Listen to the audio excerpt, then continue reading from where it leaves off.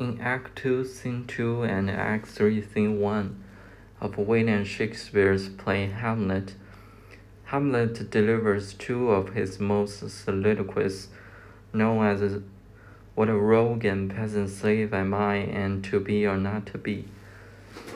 The "To be or not to be" soliloquy is undoubtedly the most famous soliloquy of Shakespeare, and everyone knows what it is about.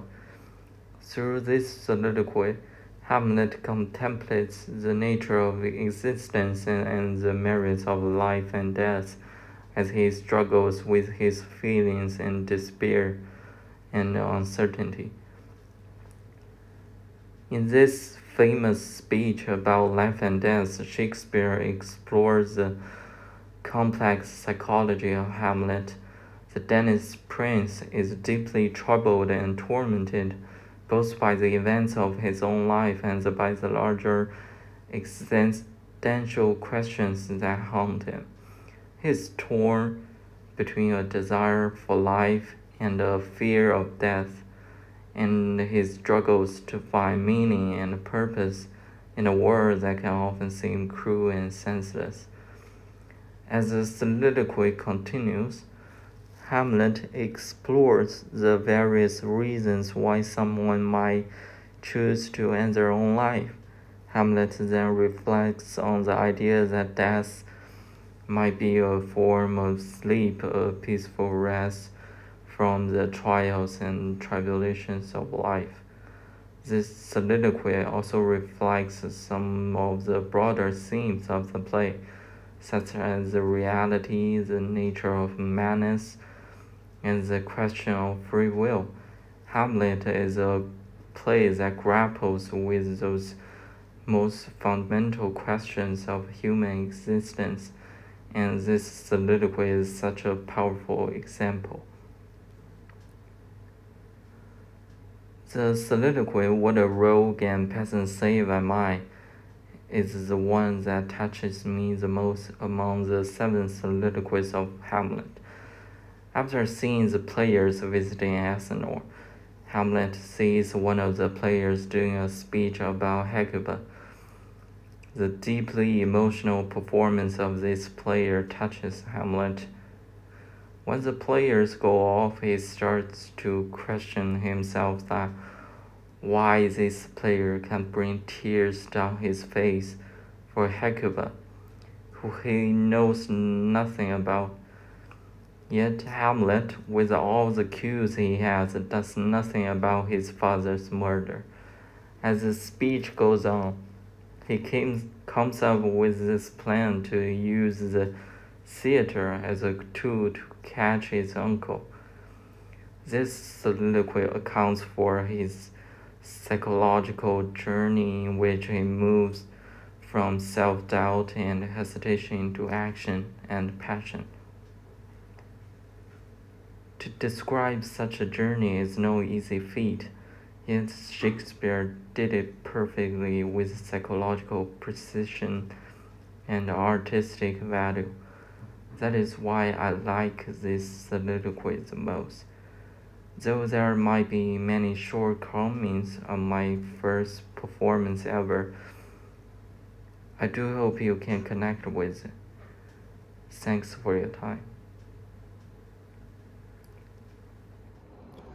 Hamlet, Act 3, Scene 1. To be or not to be, that is the question.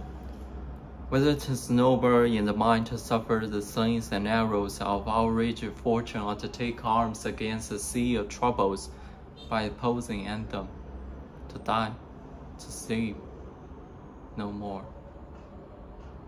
And by sleep to say we end the heartache and the 1,000 natural shocks, this flesh is here too.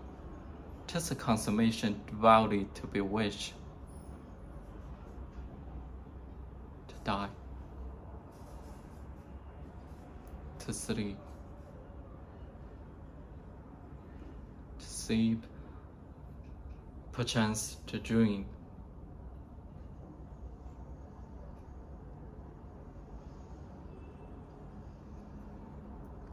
Why there's a rub? For in that sleep of death, what dreams may come. When we have shuffled off this mortal coil, must give us pause. There's a respect that makes the calamity of so long life. For who bears the whips and scorns of time? Though oppressor swallows the proud man's contumely, the pangs of despised love, the lost days, the insolence of office, the spurns, the passion memory of the unworthy takes, when he himself might his acquaintance make with such balking. Who would farther spare to grant and sweat as under a weary life? But as the dread of something after death.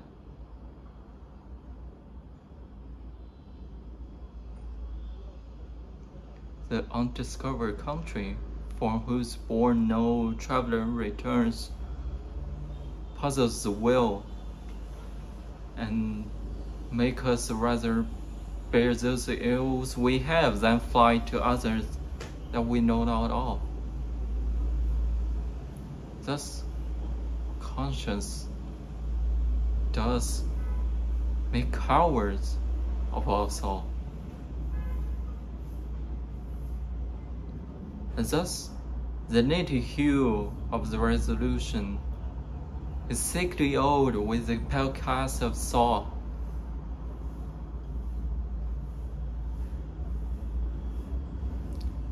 The enterprises of great pitch and moment with this regard, their currents turn array and lose the name of action. Hamlet, Act 2, Scene 2. Now that I'm alone. Oh, what a rogue and peasant slave am I. Is it not monstrous that this player here, but in a fiction, like in a dream of passion, could force his soul to his own conceit, for her workings all his visions waned. Tears in his eyes, distraction in his aspect, a broken voice, and his whole function suiting with forms to his conceit.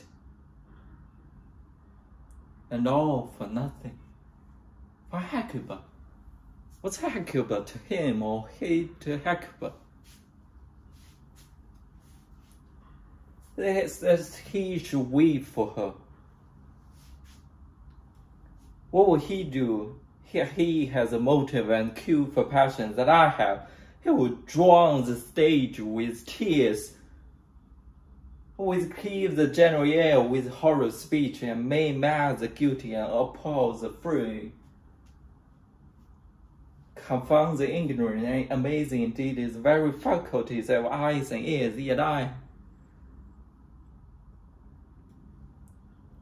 adore muddy and mottled rascal peak, like John dreams, pregnant on my cause and can say nothing. No, not for a king, upon whose property and most dear life a damned defeat was made.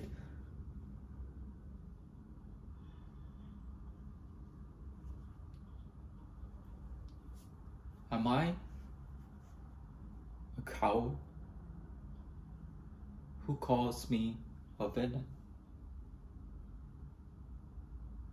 Bring my petticoats, plucks on my beard and blows in my face, tweaks me by the nose, give me the lion's throat as deep as the lungs. Who does me this? Swans I should take it, for it cannot be but a pigeon liver, and lack gall. But to make urgent bitter as this, I should have fatted all the writing kites. With its slaves awful, bloody, body villain, remorseless, treacherous, lecherous, kindless villain. Oh, vengeance. Why, what an ass am I? This is most brave. That I, the son of the dear father, murdered. Prompt to me revenge by heaven and hell, must like a whore unpack my heart with words, fall a cursing like a very drab, for the scarlet fire upon it, fire about my brains. I have heard that guilty creatures sitting at the play have but the very cunning of sin, struck to the things that he proclaims their malfunctions. For murder, though we have no tongue, will speak with most miraculous organ. I have this player play something like the murder of my father before my uncle. I've observed his looks, I've tend him to the quick, if he but blench. I know my course.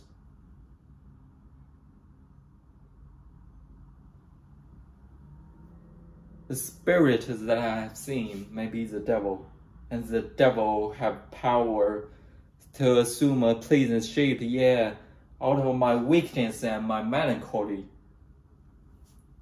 He is very potent with such spirits, abuse me to damn me.